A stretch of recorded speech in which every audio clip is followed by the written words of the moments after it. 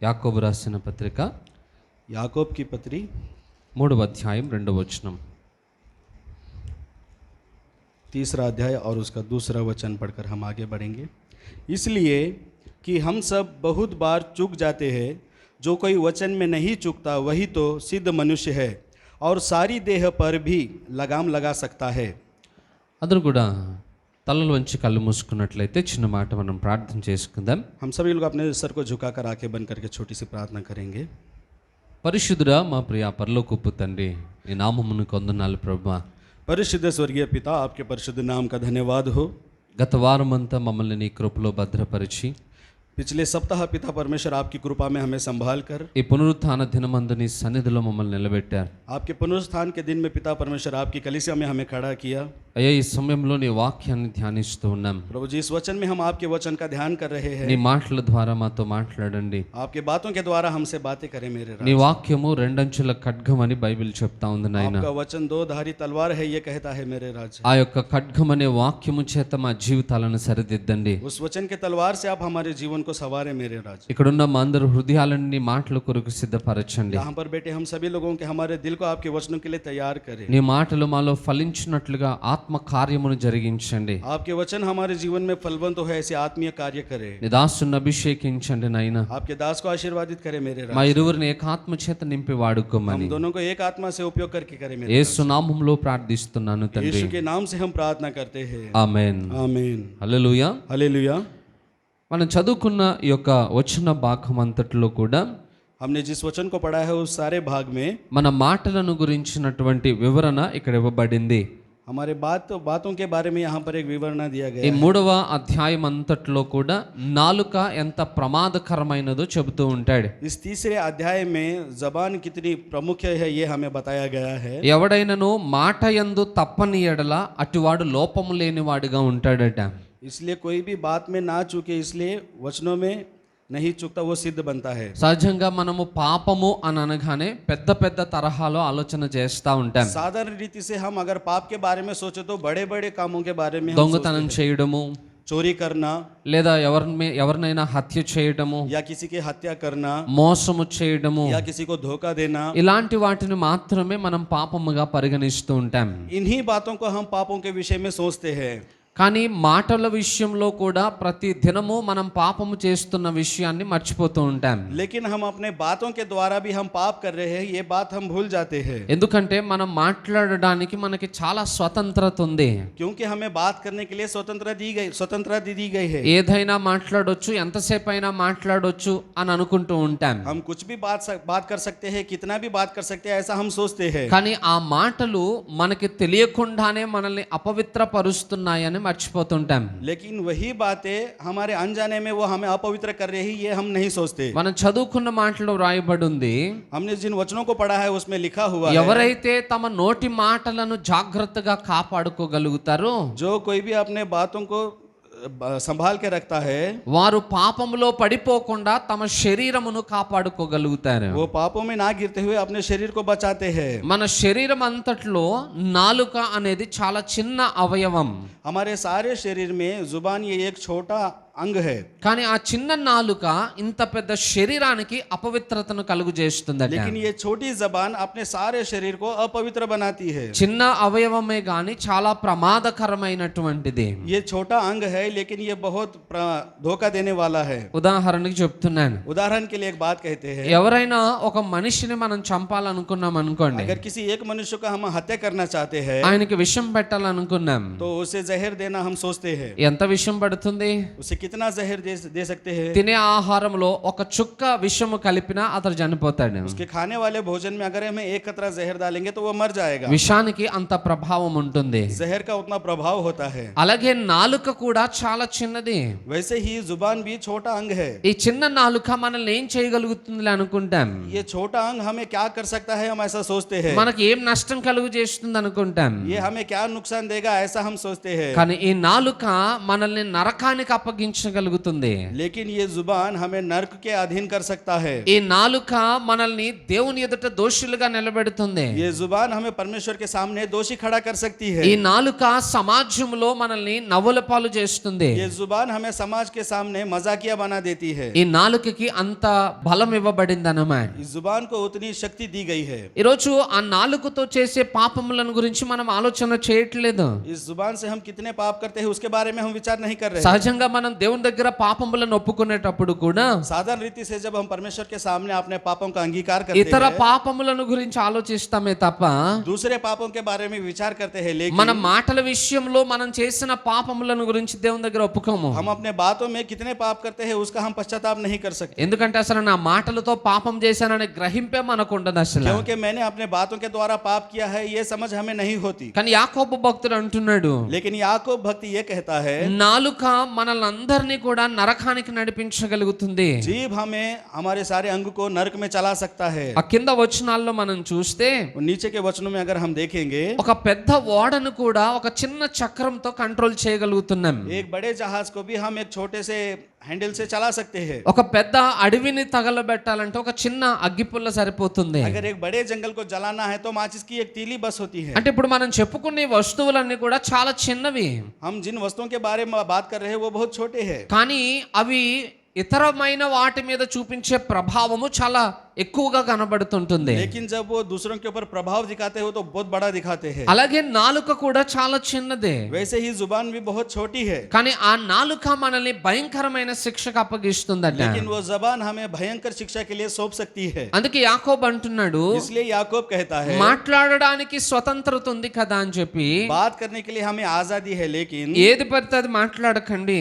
जो चाहे वो बात नहीं करे। మీ మాటలను తొందరపడనివ్వకండి, जल्दबाजी में आप बातें ना दे, మీ నాలుక మీకు అపవిత్రతను కలుగు చేయనివ్వకండి అని आपकी అంటున్నాడు. जुबान आपको अपवित्रता करे ऐसा अवकाश ना दे। ఆలోచన చేద్దాం, గడిచిన వారం అంతట్లో మనం ఎన్నో మాటలు మాట్లాడుంటాం. एक बार विचार करेंगे, पिछले सप्ताह में हमने बहुत सारे बातें की होंगी। ఆ మాటలు మనకి ఎంతవరకు అపవిత్రతను కలుగు చేసి ఉంటాయి. वो बातें हमें कहां तक अपवित्र कर सकती है। దేవుడు మనకి మాట్లాడగలిగిన శక్తినిచ్చింది మంచి విషయంలో మాట్లాడడానికి, परमेश्वर ने हमें बात करने की शक्ति इसलिए दी है कि हम अच्छी बातें करें। కానీ మనకి ఇవ్వబడిన ఆ సామర్థ్యాన్ని దేవునికి కోపమును తెప్పించే విధంగా మనం వాడుతా ఉన్నాం. लेकिन जो सामर्थ्य हमें परमेश्वर ने दी है हमें उसे गुस्सा दिलाने के लिए काम कर रहे हैं। దేవుడు మనల్ని అసహించుకునే రీతిలో దాన్ని ఉపయోగిస్తా ఉన్నాం. वो हमें घृणा करे इस तरह से हम उसका उपयोग कर रहे हैं। ఈరోజు ఆ వైఖరిని మన జీవితంలో మార్చుకోవాలని దేవుడు ఆశిస్తా ఉన్నాడు. आज ऐसे रवैया को हमारे जिंदगी में हमें बदलना चाहिए। సహజంగా ఒక విశ్వాసి మాటల విషయంలో ఎప్పుడెప్పుడు తప్పిపోతూ ఉంటాడు.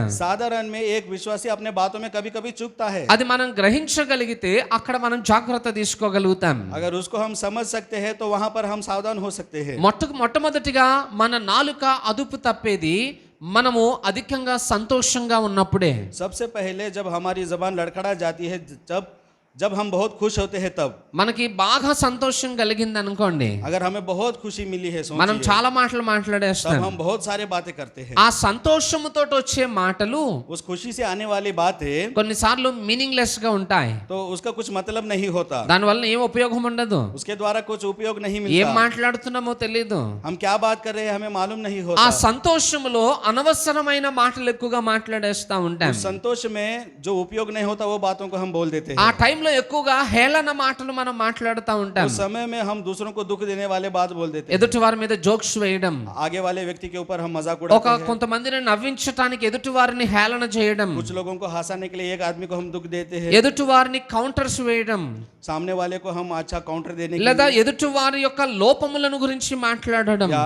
सामने वाले व्यक्ति की खामियों के बारे में बोलना। ఇలాంటి పొరపాట్లు మనం సంతోషంగా ఉన్నప్పుడు ఎక్కువగా చేస్తూ ఉంటాం. ऐसे गलती जब हम खुश होते हैं तब करते जाते మనం हैं। అనుకుంటాం నలుగురిని నవ్వించడానికి నేను జోక్స్ చేస్తున్నానని, हम सोचते हैं मैं 4 लोगों को हंसाने के लिए ऐसे बात कर रहा हूँ, కానీ కొన్నిసార్లు మన జోక్స్ ఒకరిని గాయపరుస్తాయి కూడా. लेकिन कुछ समय में हमारे जोक्स किसी को जख्म भी दे सकते हैं। కొన్నిసార్లు మనం మాట్లాడే మాటలు ఎదుటి వారి హృదయములను బాధకు గురి చేస్తుంటాయి. कुछ समय में हम जो बातें कर रहे हैं वो सामने वाले व्यक्ति को दिल को दुखा सकते हैं। 10 మందిలో 9 మంది నవ్వొచ్చు, 10 लोगों में शायद 9 लोग हंस सकते हैं, కానీ దేవుడు వారు ఎవరిని చూడడు. लेकिन परमेश्वर उन किसी को नहीं देखता। మన మాటల వలన ఒక్కడు గాయపరచబడినా కూడా हमारे बातों के द्वारा जो जख्मी होता है, దేవుడు ఆ వ్యక్తిని చూస్తాడట. परमेश्वर उस व्यक्ति को देखता है। అందుకే మన మాటల విషయంలో మనం చాలా జాగ్రత్తను కనపరచాలి. इसलिए हमें अपने बातों के विषय में बहुत सावधान रहना चाहिए। మనం సంతోషంగా ఉంటే దేవుని మహిమపరచండి.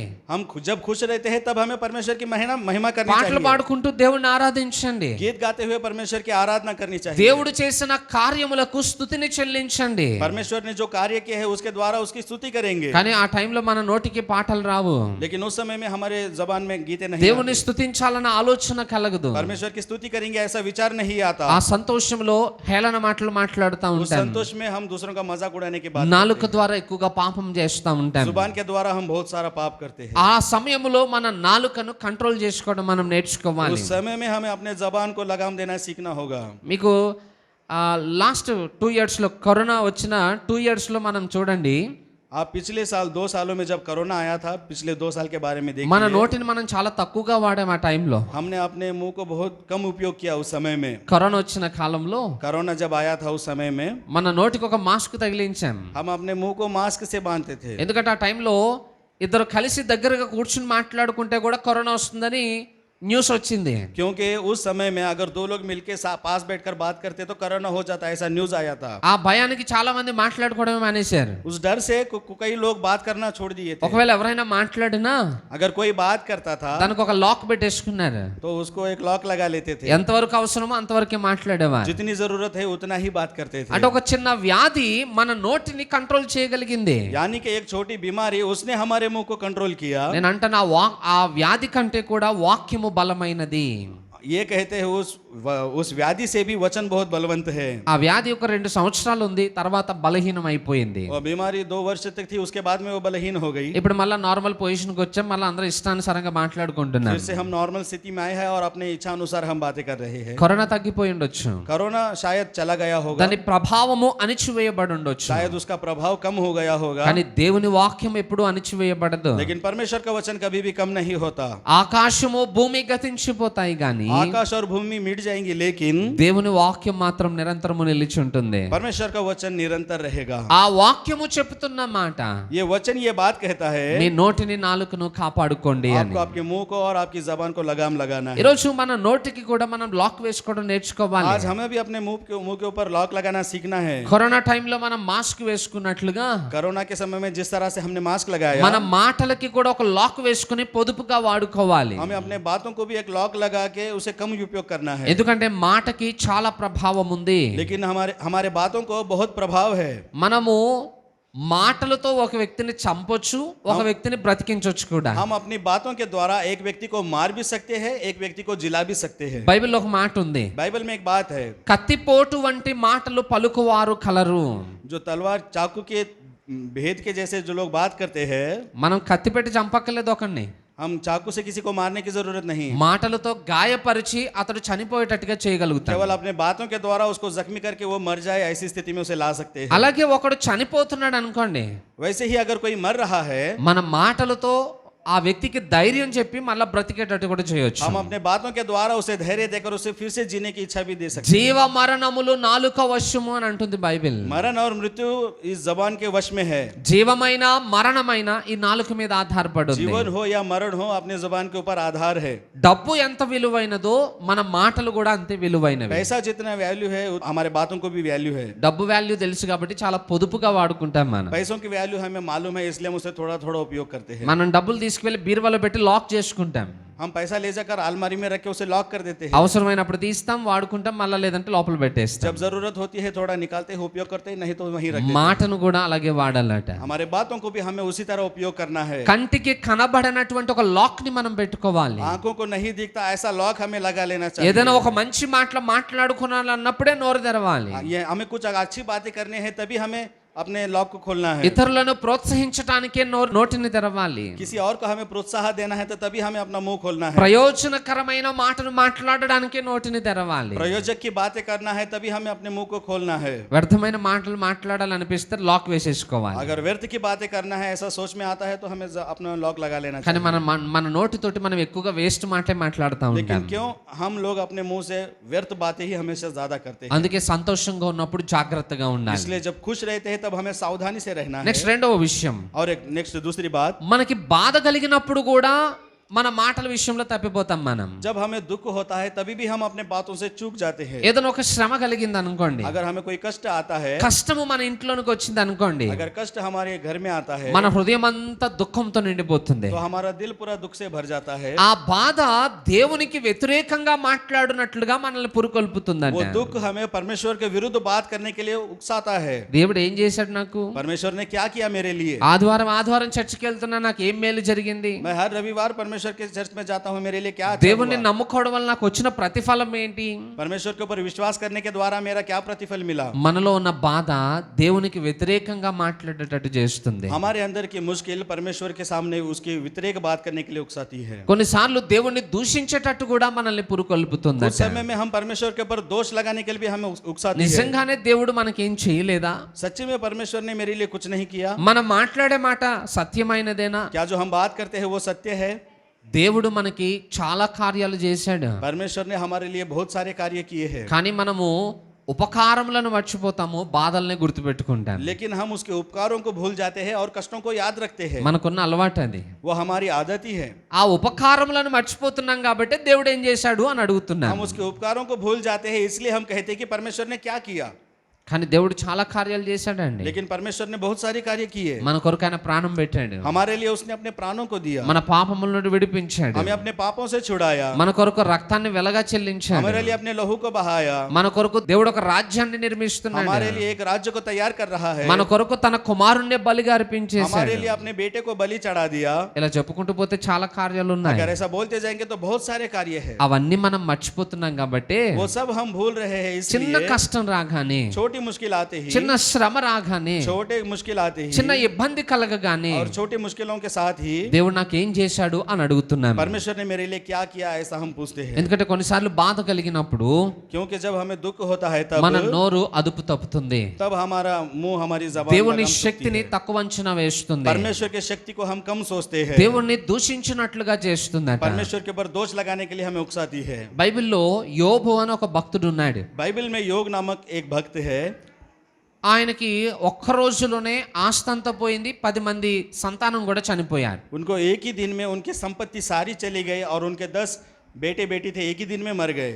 అయినా కూడా యోబు తన నోటి మాటతో ఒక్క పొరపాటు మాట కూడా మాట్లాడలేదు. लेकिन फिर भी యోబ్ ने अपने मुंह से एक भी गलत बात नहीं की। దేవునికి విరుద్ధంగా ఒక్క చెడ్డ మాట కూడా పలకలేదు ఆయన. परमेश्वर के विरुद्ध उन्होंने एक भी बुरी बात नहीं कही। పైగా తిరిగి దేవుని స్తుతించాడట.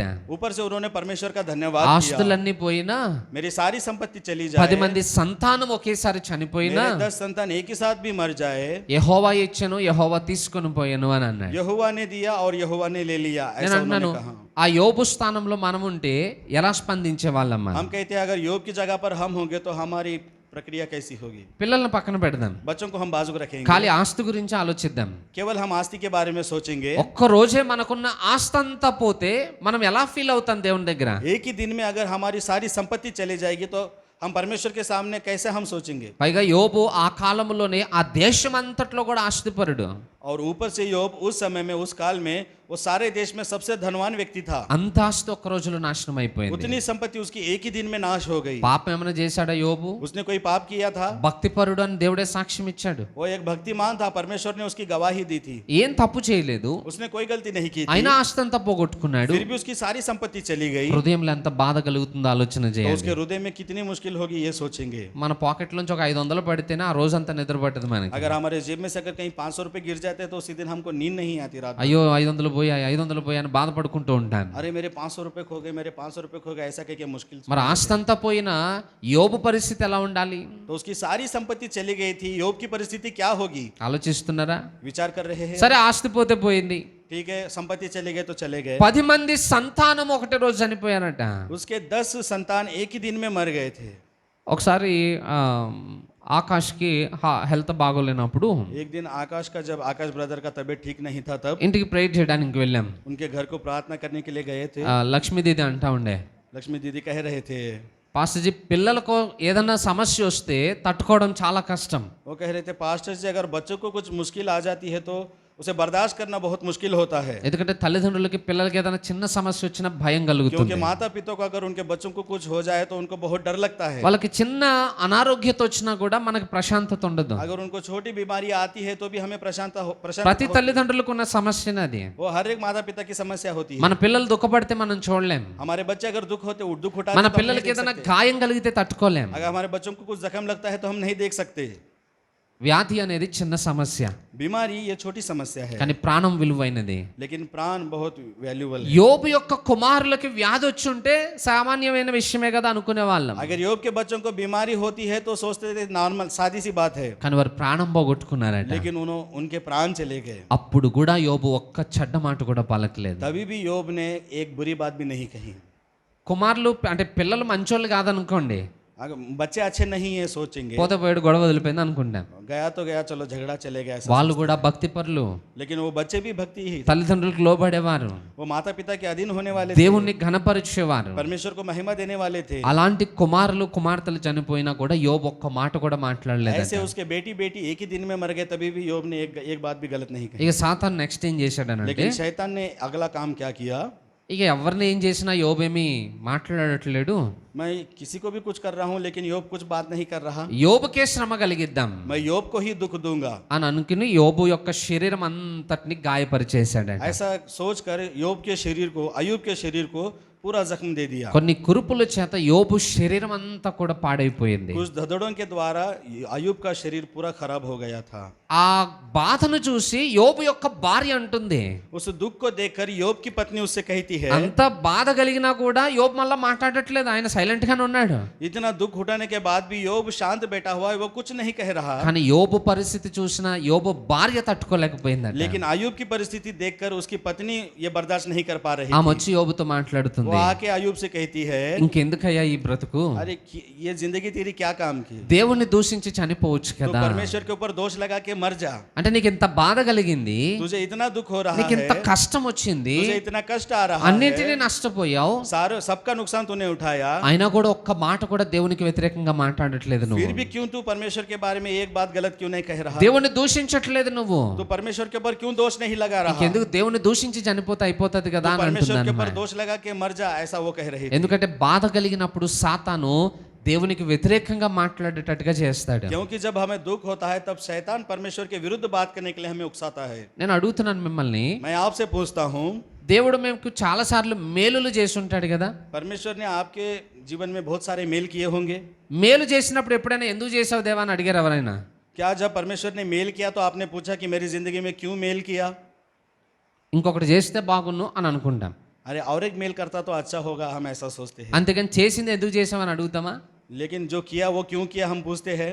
అదే దేవుడు ఏదైనా ఒక కష్టాన్ని అనుమతించాడు అనుకోండి, अगर वही परमेश्वर हमारे जीवन में कुछ कष्ट को अनुमति देता है, అప్పుడు అడుగుతాం ఎందుకు ప్రభు ఈ కష్టం అని. तब हम परमेश्वर से पूछते हैं क्यों ये मुझे कष्ट दिया। అంటే మేలులు రిసీవ్ చేసుకుంటాం కానీ కష్టాన్ని రిసీవ్ చేసుకునే స్థితిలో మనం లేము. क्योंकि हम उसके मेल को स्वीकारते हैं लेकिन उसके कष्ट को नहीं स्वीकारते। కష్టం కలగగానే దేవుని మీద నేరారోపణ చేసేస్తాం. अगर हमें कष्ट होता है तो हम परमेश्वर के ऊपर दोष लगाते हैं। కానీ ఆ భార్య చెప్పిన మాటకి యోబు ఇచ్చిన సమాధానం ఏంటో తెలుసా? लेकिन जब अयूब के पत्नी ने कहा तो उसके पत्नी को उसने जवाब दिया, దేవుని చేత మేలే అనుభవిస్తామా, కీడు అనుభవించకూడదా అని అంటాడు. क्या मैं परमेश्वर की तरफ से केवल सुख लूं, दुख नहीं ले सकता क्या? कह के అంటే उसने उत्तर दिया। అంత బాధలో కూడా యోబు తన నోటి మాటల్లో తప్పిపోలేదు. वो उतने दुख में रहकर भी वो अपने जबान के द्वारा भी उसने परमेश्वर के दोष नहीं लगाया। మన బాధల్లో మనం ఎలా మాట్లాడుతున్నాం हम अपने दुखों में हम कैसे बातें करते हैं, అది ఆలోచన చేయాలి.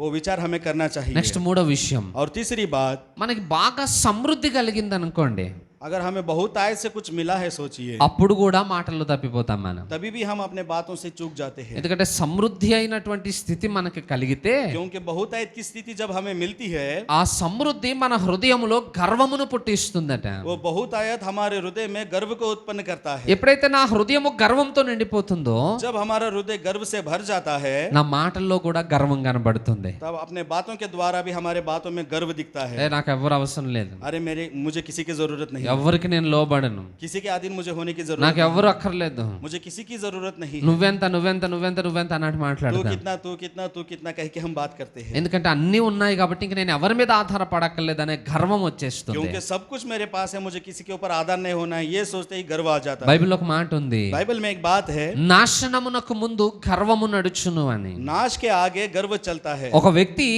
గర్వపడుతున్నాడు అని అంటే ఇంకా నెక్స్ట్ స్టెప్ అతను నాశనానికి వెళ్తున్నాడు అని అర్థం. अगर कोई व्यक्ति गर्व कर रहा है तो उसका अगला कदम नाश की तरफ बढ़ता है. అంటే మనం గర్వాన్ని బట్టి మన మాటలు కూడా గర్వంగానే కనబడతాయి. हमारे गर्व के कारण ही हमारे बातों में भी गर्व दिखता है. అన్ని ఉండగానే మనం గర్వించేస్తా ఉంటాం. सब है मेरे पास ये सोचकर हम गर्व करते నేనే हैं, గొప్పవాణ్ణి, मैं ही बहुत बड़ा हूँ, నేనే జ్ఞానవంతుణ్ణి, मैं ही बहुत होशियार हूँ, అందరికంటే ఉన్నతమైన స్థితిలో मैं ఉన్నాను, सबसे अच्छे स्थान पर हूँ, నేను బాగా డబ్బు मैंने సంపాదించాను, बहुत सारा पैसा कमाया है. మీరందరూ పనికిరాని వాళ్ళు, आप कोई भी काम नहीं आ सकते, మీకెవరు సంపాదించలేదు. आप किसी ने कुछ भी नहीं कमाया. అంటే గర్వంతో మనం ఎదుటి వారిని అవమానించేటట్టుగా మాట్లాడుతాం. ऐसा हम गर्व से सामने वाले व्यक्ति को उसकी बेइज्जती करके बात करते हैं. గర్వం కూడా పాపమే.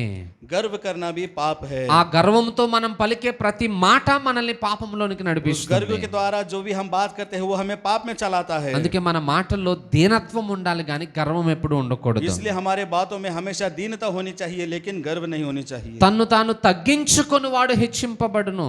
अपने आप को जो छोटा करता है वही बड़ा बनता है. ఎవరైతే అధికంగా గర్వించటానికి ఇష్టపడతారో जो कोई बहुतायत से गर्व करता है, వారి గర్వమును అనచటానికి దేవుడే వారిని నీచ స్థితికి దిగజార్చేస్తాడట. उनके गर्व को तोड़ने के लिए ही परमेश्वर ने सबसे नीचे गिराता है. దేవుడు అందరికి అవకాశాన్ని ఇస్తాడు, परमेश्वर सबको अवकाश देता है, అందరినీ ఆశీర్వదిస్తాడు. सबको आशीर्वाद देता है. కానీ మన ఆశీర్వాదం మనల్ని పాపమునకు నడిపిస్తుందనంటే लेकिन हमारा आशीर्वाद अगर हमें पाप में चलाता है, దేవుడు ఆశీర్వాదాన్ని వెనకకి तो తీసేసుకుంటాడు. परमेश्वर उस आशीर्वाद को वापस खींच लेता है. ఎందుకంటే నువ్వు బాధతోటి భూమి మీద బ్రతికినా పర్వాలేదు కానీ क्योंकि आप दुख से एक संसार में जियोगे तो कोई परवाह नहीं, నీ సమృద్ధితో నువ్వు నరకానికి వెళ్తానంటే దేవుడు ఒప్పుకోడు. लेकिन आप आपकी बहुतायत को लेकर नरक में जाओगे तो परमेश्वर उससे स्वीकार नहीं ఈరోజు करेगा. మనకి అన్ని అనుకూలంగా ఉన్నప్పుడు మనం ఎలా మాట్లాడుతున్నాం? आज हम सब कुछ हमारे अनुकूल होगा तो हम कैसा बात करेंगे? ఇంట్లో ఏ రోగాలు లేవు, घर में कुछ बीमारी नहीं है, ఆర్థికంగా ఎలాంటి ఇబ్బందులు లేవు, आर्थिक समस्याएं नहीं है, ఎలాంటి కలహాలు గొడవలు లేవు, किसी प्रकार की कोई रगड़ा झगड़ा नहीं है, మంచి తింటున్నాం, మంచిగా ఉంటున్నాం, ప్రశాంతంగా ఉంది ఇల్లు. अच्छा खा रहे हैं, अच्छा रह रहे हैं, घर में शांति है,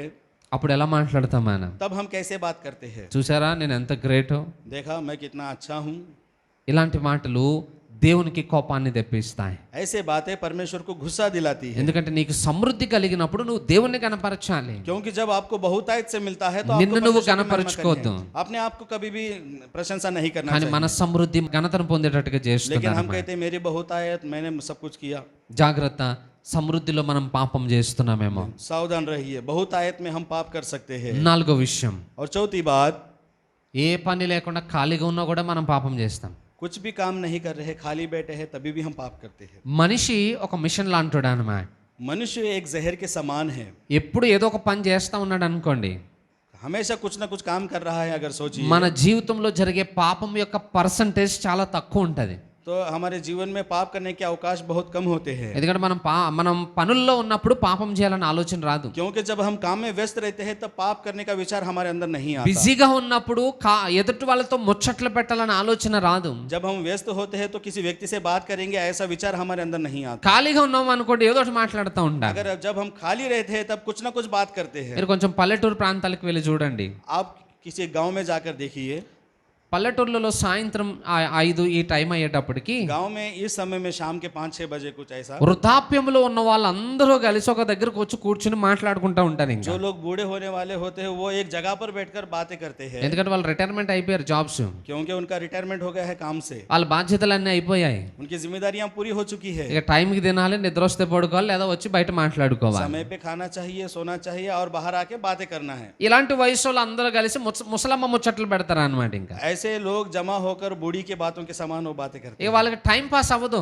तब उनका टाइम पास नहीं ఆ होता। రోజంతా ఎలా గడపాలో అర్థం కాక वो अपने दिन को किस तरह निकालना है ये सोचने के लिए ఇక నలుగురు వృద్ధులు కూర్చుని ఆ ఇంటి విషయాలు ఈ ఇంటి విషయాలు మాట్లాడుకుంటూ ఉంటారన్నమాట. 4 बूढ़े लोग मिलकर बैठकर इस घर के बारे में उस घर के बारे में बात करते ఇక हैं। ఆకలి వేసేదాకా మాట్లాడుకుంటారు, సాయంత్రం వెళ్తారు, తింటారు, ఇక పడుకుంటారు. ఇక जब तक उनको भूख नहीं लगती तब तक वो बातें करते हैं, फिर घर को जाते हैं, खा के सो जाते हैं। అంటే ఖాళీ సమయం ఎలా వినియోగించాలో తెలియక వ్యర్థమైన మాటలు మాట్లాడుతూ उनके ఉంటారు. खाली समय को किस तरह उपयोग करना है ये नहीं सोचते, लेकिन अपने व्यर्थ बातों में लगे रहते हैं। కొన్నిసార్లు మనం కూడా అలాగే పొరపాటు చేస్తూ ఉంటాం. कुछ समय में हम भी वो गलतियां करते हैं। మనకి ఏదైనా ఒక ఫ్రీ టైం దొరికింది అనుకోండి, अगर हमें कुछ खाली समय अगर मिला है ఖాళీగా ఉండి ఏం చేయాలో అర్థం కాదు. तो मैं खाली हूँ, मैं क्या करूँ ये हमें समझ में नहीं ఈ आता। ఎవరో ఒకరి ఇంటికి వెళ్ళి ముచ్చట్లు పెడతా ఉంటాను. तो किसी के घर को जाकर हम उससे बातें करना शुरू करते हैं। ఇద్దరు కలిసి మాట్లాడుకోవడం తప్పు కాదు, 2 लोग मिलकर बात करना कोई गलत बात కానీ नहीं, ఏం మాట్లాడుతున్నావు అనేది ప్రశ్న.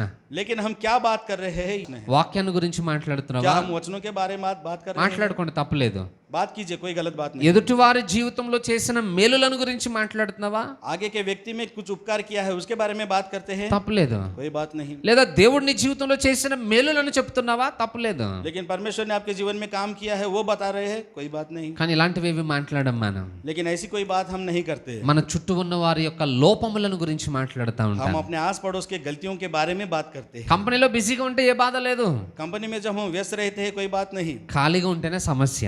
जब खाली रहते हैं तब समस्या हो जाती ఇక है। ఖాళీగా ఉన్నప్పుడు అనవసరమైన సంభాషణలు అన్ని మాట్లాడుకుంటారు. जब हम खाली रहते तब व्यर्थ बातों में हम लगे रहते ఎదుటి వారి లోపములను ఎత్తి చూపిస్తూ हैं। ఉంటాం. सामने वालियों को गलती को उठा के हम बताते వాళ్ళని हैं, గురించి వీళ్ళని గురించి మనమే ప్రచారం చేస్తూ ఉంటాం. उसके बारे में इसके बारे में हम ही प्रचार करते हैं। ఇవన్నీ మనల్ని పాపమునకు నడిపిస్తున్నాయన్న గ్రహింపు లేకుండా ఉంటాం. ये सब हमें पाप में चला रही है ये समझ हमें नहीं होती। ఇలాంటి స్థితి మన జీవితంలో ఉంది.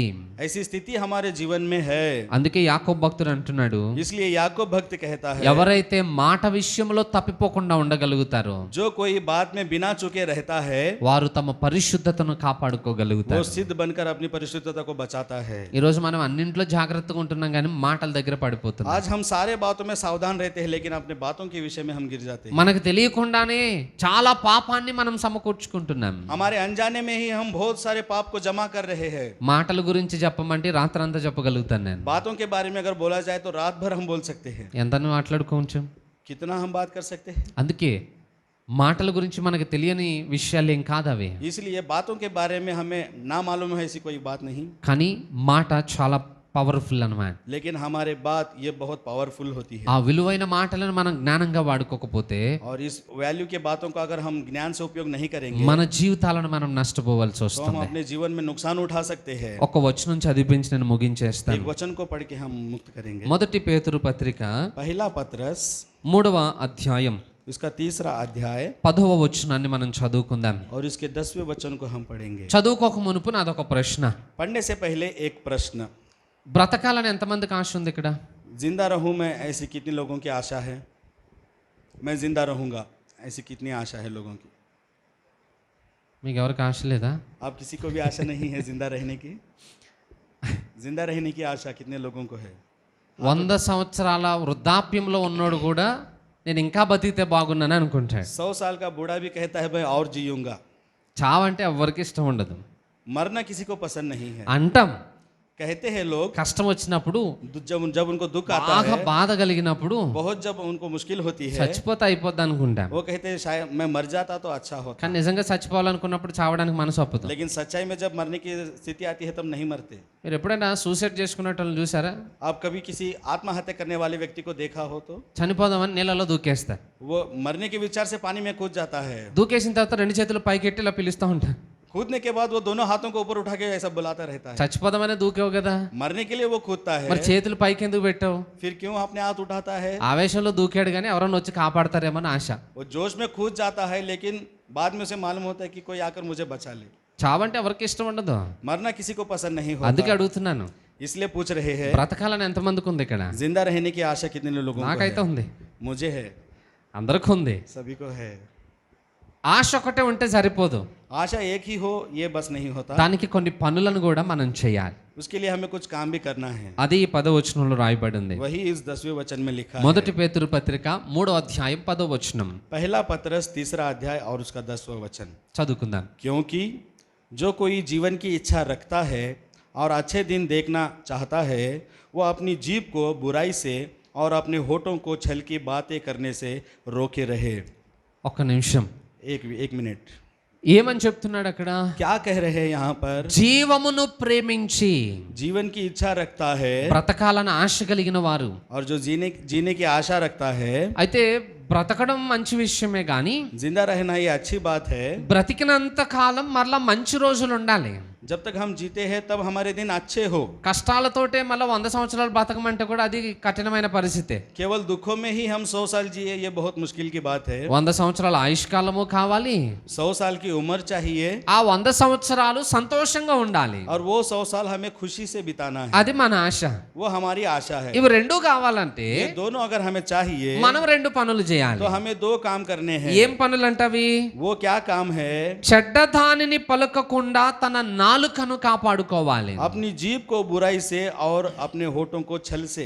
నీ నోటి నుండి ఒక మాట వచ్చింది అని అంటే अगर आपके मुंह से एक बात निकलती है ఆ మాట ఇంకొకరి జీవితాన్ని కట్టాలి, तो वो बात अगले के जीवन को बांधनी चाहिए। ఇంకొకరిని ప్రోత్సహించాలి, एक व्यक्ति को प्रोत्साहन देनी ఇంకొకరికి चाहिए, జ్ఞానమును నేర్పించాలి. किसी और को ज्ञान देना चाहिए। అలాంటి మాటలుంటే మాట్లాడండి, లేకపోతే మౌనంగా ఉండండి. अगर ऐसी बात है तो बात करिए या फिर मौन रहिए। ఎందుకంటే మీకు బ్రతకాలని ఉందంటున్నారు కాబట్టి. अगर क्योंकि आपको जीना है, आप ऐसा कह रहे हैं, इसलिए బ్రతకాలని లేకపోతే ఏమైనా మాట్లాడుకోండి, బాధేం లేదు. अगर आपको जीना नहीं है तो आप कुछ भी बात कीजिए। సో బ్రతకాలని అనుకున్నవాడు చెడ్డ మాటలు మాట్లాడకుండా నాలుకను కాపాడుకోవాలి. अगर जिसको जीना है तो वो अपने अच्छे बातें करे, बुरे बातों से दूर रहे। రెండవ పని, और दूसरी बात, కపటపు మాటలు చెప్పకుండా తన పెదవులను కాపాడుకోవాలి. और अपने होठों को छल की बातों से रोके रहे। అబద్ధం ఆడొద్దు నోరు తెరిస్తే. जब हम मुंह खोलते तो हमें झूठे बात మీరు సత్యమునే పలుకోవాలని అని అంటుంది బైబిల్. बाइबल कहते हैं जब आप बोलो तो आप सत्य ही बोलो। నోరు తెరిస్తే ఉన్నది ఉన్నట్టుగా మాట్లాడాలి. जब आप मुंह खोलते हो जितना है उतना ही बातें करें। అది ఎదుటి వారికి గాయాన్ని కలుగు చేయొచ్చేమో, वो सामने वाले व्यक्ति को शायद जख्म दे सकता లేదా हो, నిన్ను శిక్షకు కూడా అప్పగించొచ్చేమో. या हो सकता है आपको शिक्षा के लिए भी सौंपा जाता हो। అయినా కూడా ఉన్నది ఉన్నట్టే మాట్లాడాలి. फिर भी आपको जो है वही बात करनी है। లేనిది కల్పించకూడదు, जो नहीं है उसमें नहीं मिलाना चाहिए, ఉన్నదాన్ని దాచిపెట్టకూడదు. और जो है उसे छुपाना भी नहीं चाहिए। అబద్ధము అసలే రావద్దు మన और నోటి झूठ నుండి. बात तो बिल्कुल ही नहीं आनी चाहिए। అవునంటే అవును, కాదంటే కాదు. जो है वो है, जो नहीं है नहीं। అంతకు మించి మన నోటి నుండి ఏదైనా వచ్చిందా మనం సైతాన్ పిల్లలమే. अगर उससे ज्यादा हमारे मुंह में कुछ आता है तो हम शैतान के बच्चे। ఇప్పుడు చెప్పండి, अब कहिए బ్రతకాలని ఎంతమందికి ఉంది? कितने लोगों को जीने की आशा है? ఆ రెండు పనులు చెప్పిన తర్వాత కూడా బ్రతకాలనిపిస్తుందా మీకు? ये 2 बातें बोलने के बाद भी आपको जीने की इच्छा है? ఆ రెండు చేయలేం కదా మనం, वो दोनों हम नहीं कर सकते। కష్టం కదా. ये बहुत मुश्किल है। ఇన్ని సంవత్సరాల నుండి చేయలేకపోయాం, इतने सालों तक हमने नहीं మరి किया। ఇప్పుడు నుండి ఎలా చేస్తాం మనం? अब इसके आगे क्या हम कर सकते हैं? అవి చేయలేనప్పుడు చచ్చిపోతే అయిపోద్ది కదా. जब हम वो नहीं कर सकते तो मर जाएंगे, ये अच्छा है ना? మనకు అది ఒప్పుకోం మనం. तो हम उसे नहीं मानते। బ్రతకాలని ఆశ ఉంది, जीने की आशा है, బ్రతకాలని ఆశ, जीने की आशा, మంచి రోజులు చూడాలనే కోరిక అనుకుంటే अच्छे दिनों को देखने की चाहत, అక్కడున్న రెండు పనులు చేసి ట్రై చేయండి. तो ये दोनों कामों को करके आप देखिए, జీవితం చాలా అద్భుతంగా ఉంటుంది. तो ये जीवन बहुत अच्छा होगा। హల్లెలూయా. हालेलुया। మంచిది కొద్ది మాటలు దేవుడు దీవించును अच्छी గాక. बात है, इन वचनों को परमेश्वर आशीर्वादित తల करे। వంచి కళ్ళు మూసుకుందాం. हम अपने सर को झुका के आंखें बंद చిన్న మాట करेंगे। మనం ప్రార్థన చేసుకుందాం. छोटी प्रार्थना हम करेंगे। పరిశుద్ధుడా మా ప్రియ పరలోకపు తండ్రి, నీకు వందనాలు. परिशुद्ध स्वर्गीय पिता परमेश्वर, हम आपका धन्यवाद। ఈ రోజు నీ వాక్యము చేత మమ్మల్ని హెచ్చరించారు నాయన. आपके वचनों के द्वारा आज आपने हमें चेतावनी दी है मेरे అయ్యా, నిజంగానే మా మాటల విషయంలో మేము చాలా సార్లు తప్పిపోయాం. हाँ मेरे राजा, सच्चाई में हम अपने बातों में बहुत बार चूक गए हैं मेरे ఎన్నో వ్యర్థమైన మాటలు మా నోటి నుండి వచ్చాయి నాయన. कितने व्यर्थ बातें हमारे मुंह से निकली होंगी पिता। మా నాలుక మా శరీరం అంతటికి అపవిత్రతను కలిగించింది. हमारी जुबान हमारे सारे शरीर को अपवित्र करती है मेरे राजा। ఇక మీదట ఆ స్థితి మా జీవితాల్లో ఉండొద్దు నాయన. लेकिन आज के बाद ये स्थिति हमारे जीवन में ना रहे मेरे राजा। అయ్యా, మేము బ్రతకాలని ఆశిస్తా ఉన్నాం, प्रभु जी, हम जीने की आशा से हम रहते हैं, మంచి రోజులు చూడాలనుకుంటున్నాం. अच्छे दिनों को हम देखना चाहते हैं। కాబట్టి మా నోటిని నాలుకను కాపాడుకున్నట్టు మాకు నేర్పించండి. इसलिए हमारे मुंह को, हमारे जबान को हम संभाल कर रखे ऐसी सामर्थ्य। ఇక నుండి మేము ఏ మాట మాట్లాడినా इसके आगे हम जो भी बात करें అది నీకు మహిమను కలిగించాలి वो నాయన. केवल आपके महिमा के लिए हम करें। ఈ వాక్యం మా హృదయంలో ఫలింపు చేయండి. इस वचनों को हमारे हृदय में फलवंत करें। వాక్యానుసారంగా జీవించే ఆధిక్యతను దయచేయమని वचनों के अनुसार जीवन जीने की अधिकता हमें दे। యేసు నామములో ప్రార్థిస్తున్నాను यीशु తండ్రి. के नाम से हम प्रार्थना करते हैं प्रभु। ఆమేన్. आमीन।